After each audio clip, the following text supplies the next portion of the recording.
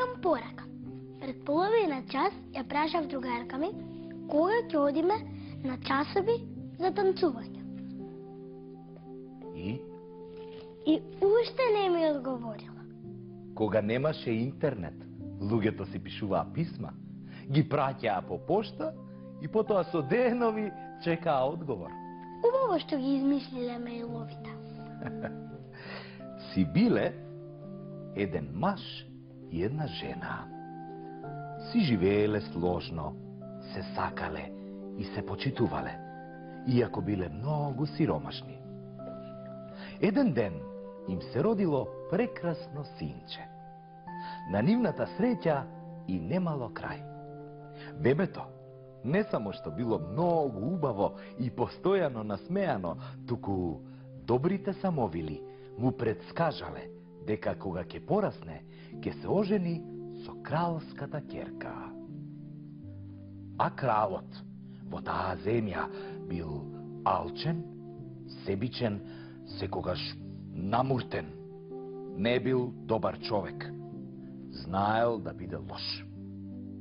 Често, облечен како селанец, поминувал низ селата и градовите во царството и така преправен ги распрашувал луѓето. Што има ново? Како живеете? Во селото, во кое се родило среќното момче, кралот ги прашал селаните што има ново и тие, без да знаат со кого зборуваат, му рекле: во селово се роди едно среќно дете. Му предскажаа дека кога ќе порасне, ќе се ожени со кралската ќерка. Кога слушнал за пророштвото, кралот многу се налутил, го фатило паника. Веднаш отишол кај сиромашните родители на детето. Преправен во обичен човек, им тропнал на врата и им рекол: вие сте сиромашни луѓе, дајте ми го детето и јас ќе се грижам за него. И му го дале? Прво, не сакале да го дадат, но кралот им понудил многу пари. Таткото и мајката се помислиле: да го дадеме, тоа е среќно дете, се ќе биде во ред. И го дале бебето. Кралот го ставил детето во една кутија и одјавал на својот конј.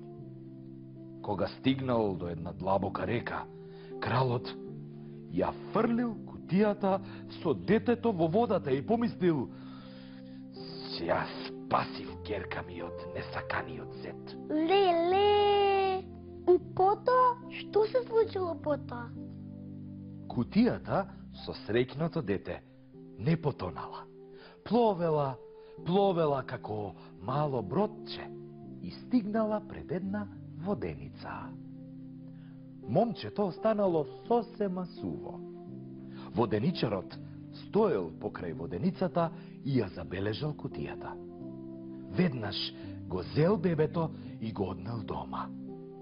Воденичарот и неговата жена немале деца, па жената многу се израдувала и помислила дека Бог ги дарувал со тоа прекрасно момченце. Времето минувало. Воденичарот и жена му го чувале детето и многу добро се грижеле за него. А тоа растело и растело, станало убаво момче. Еден ден, кралот излегол на прошетка низ царството. Но, фатило големо невреме, небото и земјата се споиле. Како? Што значи тоа? Тоа значи дека врнел силен дожд, имало грмотевици, дувал студен ветер.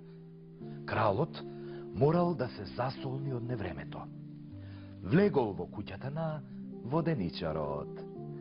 Кога го видел момчето, нешто му станало сумнително, па го прашал воденичарот: дали ова момче е твое дете?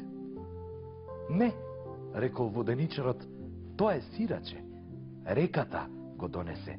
Беше бебе оставено во кутија. Кралот не можел да поверува во тоа што го слушнал. Се сетил на случката од пред многу години. Детето што го фрли во реката е живо. Морам да смислам нешто. Збеснал кралот и брзо ги прашал воденичарот и неговата жена. Дали може вашето дете да и однесе едно писмо на кралицата? Изморен сум, немам сила да го продолжам патот и јас да го однесам писмото. Зошто да не? Веднаш се согласил воденичарот. Кралот зел лист и со големи букви напишал: момчето што ви го донесе писмово да биде убиено. Веднаш пред јас да се вратам дома. Го затворил и го залепил писмото, па му го дал на момчето. И кутрото момче тргнало на пат. Патот водел низ шумата. Леле, го отворило да види што пишува? Туги писма не се отвораат. Момчето одело низ шумата и кога се стемнило, влегло во една куќа. Го пречекала една баба. Ке ми дозволиш ли да преноќам во куќава, а утре да го продолжам патот? И носам писмо на кралицата, замолило момчето. Ке ти подготвам вечера, па легни си, му одговорила старицата. Кога момчето заспало, дошле разбойниците, кои живееле во таа куќа и прашале: кој е ова момче и зошто лежи тука? Кога бабата им објаснила дека момчето носи писмо за кралицата, разбойниците не размислувале многу. Внимателно, за да не го разбудат момчето, го зеле писмото и го отвориле и го прочитале. Ау, види, што му се спрема на момчево, а не ми изгледа дека некому направило нешто лошо. Се зачудиле разбойниците. Многу им паднало жал за момчето, па го скинале писмото. Напишале друго писмо со големи букви. Момчето што ви го донесе писмово веднаш да се ожени со принцезата. О, добри некои разбойници. Има и такви во приказните. Утредента момчето се разбудило, го зело новото писмо и тргнало на пат. Кралицата го отворила писмото и малку се зачудила што пишува во него, но зборот на кралот за неа бил закон. А и момчето толку било мило и убаво, па кралицата со радост наредила веднаш да почне свадбата. А принцезата рекла нешто? Принцезата веднаш се влюбила во момчето, била пресреќна. И така направиле голема свадба, траела 3 дена. Кога кралот се вратил дома, го видел својот зет, останал без зборови. И кој знае што ќе му смислела главата, но кога видел колку се сакаат неговата ќерка и момчето, решил никогаш повеќе да не помисли нешто лошо за нив.